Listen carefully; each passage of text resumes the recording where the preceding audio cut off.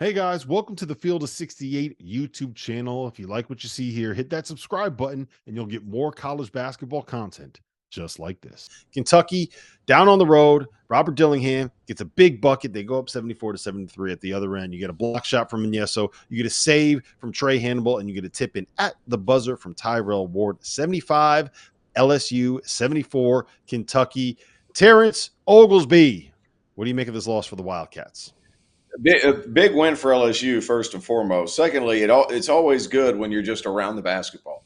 You're just around the basketball, good things are going to happen, and that's what happened today. And Yesu was actually out of the play. His big butt should have been in towards the play. It was a Duke Thiero that came over and blocked the shot. Big fella, you got to get in to protect the rim, especially until the horn goes off.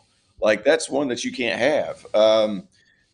Obviously that the game doesn't come down to one possession. It's not all his fault, but that's tough. You have to play till the buzzer, and you have to, if you're the big, you at least got to get around the rim just in case something like this happens. But big win for Coach McMahon. Happy for him. Those guys have gotten out to a mediocre start. LSU 14-12, 6-7. As many teams from the SEC as are on the bubble, we might as well put them on the bubble too. Why not?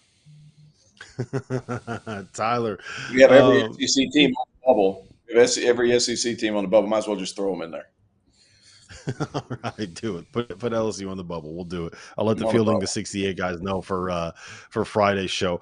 Prior to the second half tonight, Kentucky gave up 48 points in the second half. All of those defensive issues that we had seen for the majority of the season, after spending 5 halves of basketball holding opponents to under 34 points against Ole Miss, against Auburn, and in the first half against LSU, 48 points in the second half for the Tigers.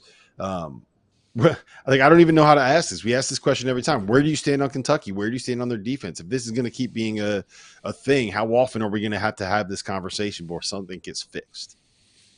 This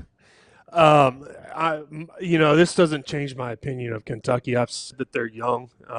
Young guys, at times struggle on the road, and I do think that Kentucky has improved defensively. They showed that against Auburn. But I'm with T on this. If you're a big guy, you've got to protect the rim around that time. That's a crucial play. But I've always said that the ceiling for Kentucky is high. They're going to lose on the road. And, like a lot of other teams, they're going to have to bring it defensively. They're going to have to make a commitment to being consistent defensively if they want to make a deep tournament run in March would be, what they need to stride towards. And they've shown signs of that. But obviously this was, like T.O. said, a good win for LSU, and it's a bad loss for Kentucky. No other way to put it. Yeah, it's another road loss, which is a consistent theme that we've seen this season.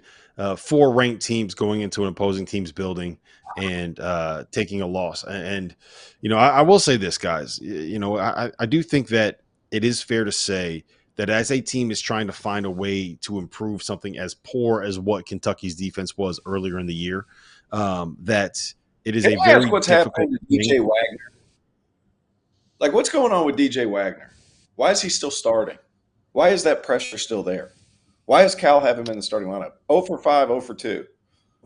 Like, at what point is it like, hey, we're going to take this bullet and we're going to let Reed start, or we're going to let Dillingham start? Dillingham was terrific tonight. And here's the thing: hey, Cal, we're not attacking your players. We're attacking your decision to keep starting certain players. We're not attacking him.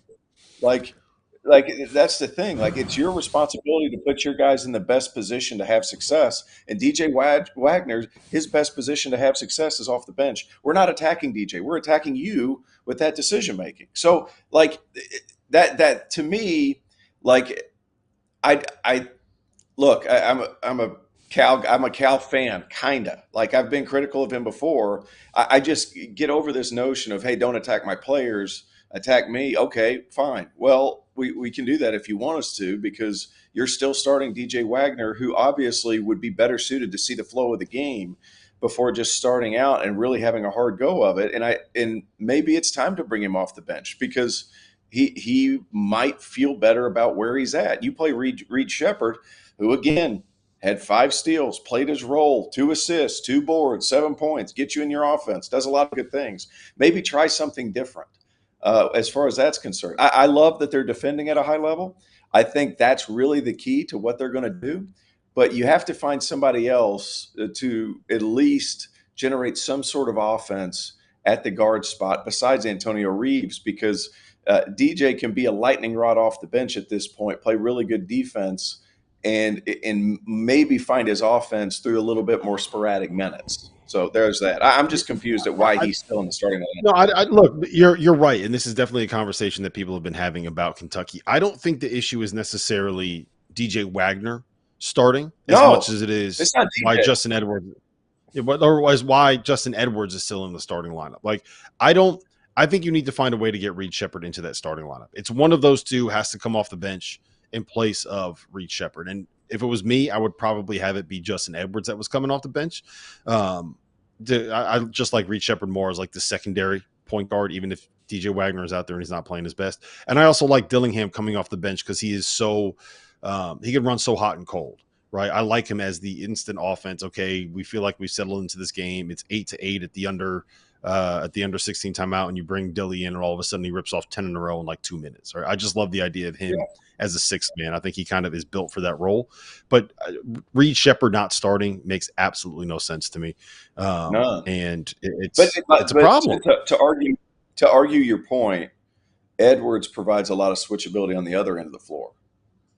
So, like, I understand the value of keeping him in there. Like, DJ, I just feel like if he comes in, I don't know how many minutes he played today, but if he comes in and, like, plays 15 to 18 minutes and he just goes full throttle, gives 100% at everything, picks up full court, there's other ways to find your offense. There's other ways to find, like, what you're doing. I feel bad because he's still getting, like, all these minutes, and it's just – I think it might be doing a disservice to him and not giving him an opportunity to kind of find himself in a different way.